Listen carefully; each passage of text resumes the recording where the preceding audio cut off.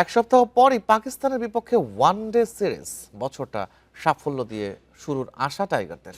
সিরিজকে সামনে রেখে জাতীয় দলের ক্রিকেটারদের প্রস্তুতিতে গুরুত্বপূর্ণ ভূমিকা রেখেছে বিসিএল। প্রতিযোগিতাপূর্ণ এই টুর্নামেন্টের ভুল ত্রুটি সূত্রে ভালো ফলের আশা শান্ত সাইফের।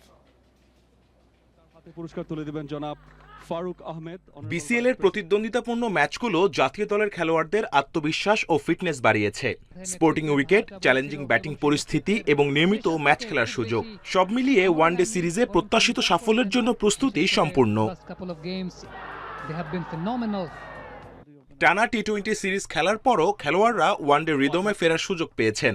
স্পোর্টিং উইকেটে খেলার কারণে পাকিস্তান সিরিজের জন্য আদর্শ প্রস্তুতি এনে দিয়েছে বলে মত সাইফ হাসানের।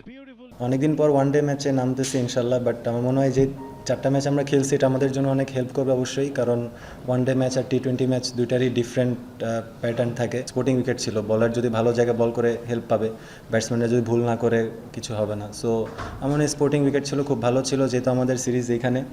সো খুব ভালো একটা প্রিপারেশন হলো আমাদের দুই টিমের জন্য। তবে প্রস্তুতির পাশাপাশি কিছু উদ্বেগও রয়েছে।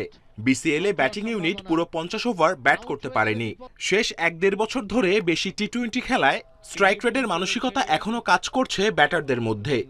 As a whole batting unit আরেকটু কনসিস্টেন্ট হওয়া দরকার ছিল, আরও বেশ কিছু 100 হওয়া উচিত ছিল এবং 50 ওভারটা ডমিনেট করে ব্যাটিং করা উচিত ছিল, যেটা হয়নি। সো এটা একটা ডিসঅ্যাপয়েন্টিং ব্যাপার, যেটা আমাদের ইন্টারন্যাশনাল ক্রিকেটেও হচ্ছে। সো অ্যাজ এ ব্যাটসম্যান আমার মনে হয় যে আমাদের এই জায়গাটাতে আরও বেশি ফোকাস হওয়া উচিত।